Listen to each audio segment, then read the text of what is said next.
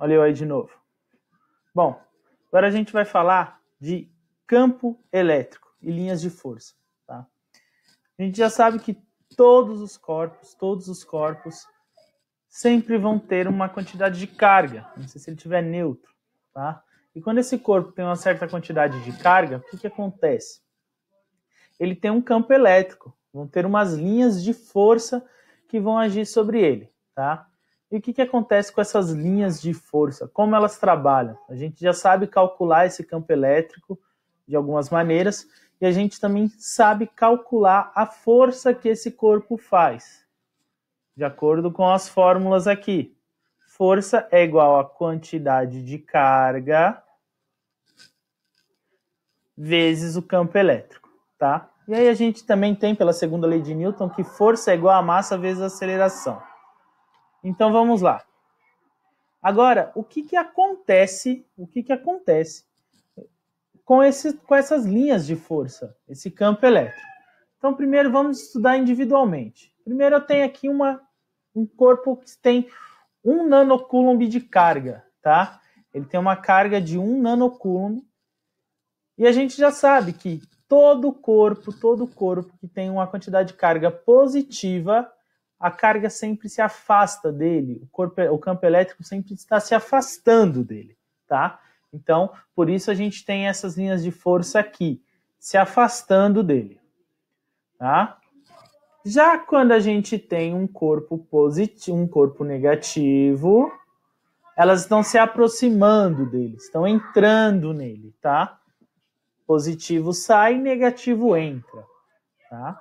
Então, aqui eu tenho as linhas de força que estão entrando nele. Então, essas são as duas primeiras situações. São corpos isolados no vácuo, 1 a 1. Agora, a gente vai dar uma analisada quando esses corpos trabalham 2 a 2. Primeiro com cargas opostas, ou cargas de módulos opostos. Como da positiva sai, se afasta dele, da negativa entra, então aqui eu tenho a carga positiva, as linhas de força saem dela e entram na negativa, saindo dela e entrando na negativa. Como as duas têm o mesmo módulo, 1 nanocoulomb, uma positiva e outra negativa, eu tenho todas saindo de um lado e entrando do outro. Eu não vou ter cargas soltas aqui. Se uma das duas cargas fosse maior, vamos supor que essa carga positiva fosse de 3 nanocoulombs. Eu teria flechas aqui, linhas de força que passariam direto aqui, ó.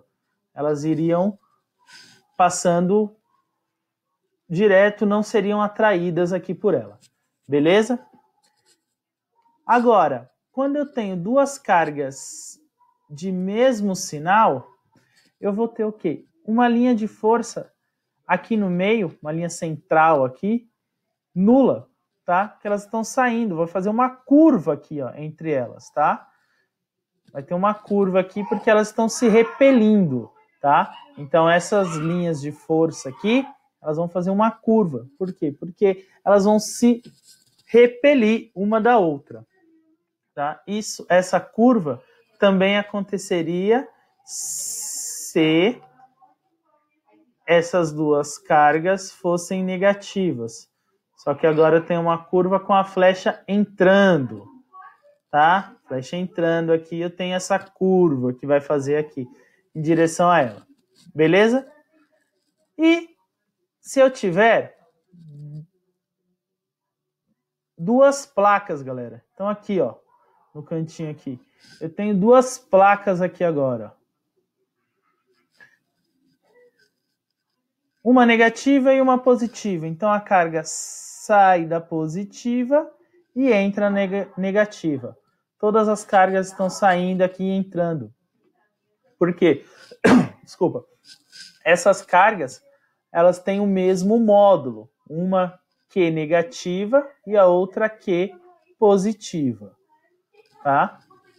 E aí, para calcular essa força que vai agir entre elas, quantidade de carga vezes o campo elétrico. Lembrando da lei de Newton, que força é igual a massa vezes aceleração, igualando essas duas, eu tenho que massa vezes aceleração é igual a quantidade de carga vezes o campo elétrico.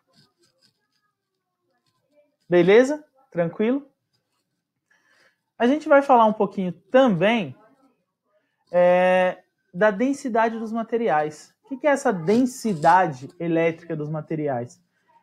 Imagine uma superfície que recebe, seja ela condutora, e ela recebe uma grande quantidade de carga. Por exemplo, o mar. O mar caiu um raio, ela recebeu uma grande quantidade de carga. A gente já sabe que essa carga se distribui sempre na superfície, por isso que ela não entra, né? Não mataria os peixes lá dentro. A gente já discutiu isso aí algumas vezes. Falamos sobre os carros, né? Que se cair um raio sobre um carro, que a gente tem que ficar dentro do carro até essa carga escoar. Se cair um fio de alta tensão sobre o carro, que a gente fecha tudo, fica dentro do carro até essa carga escoar, para a gente poder sair, a famosa gaiola de Faraday. Tá? A gente vai falar um pouquinho agora sobre a densidade, tá? A densidade desse material, a quantidade de carga que vai entrar ou não nesse material, nesse corpo. A densidade dos materiais é calculada da seguinte maneira. Tá?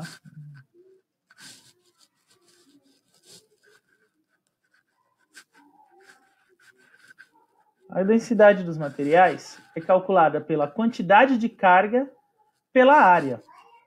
Tá? Quantidade de carga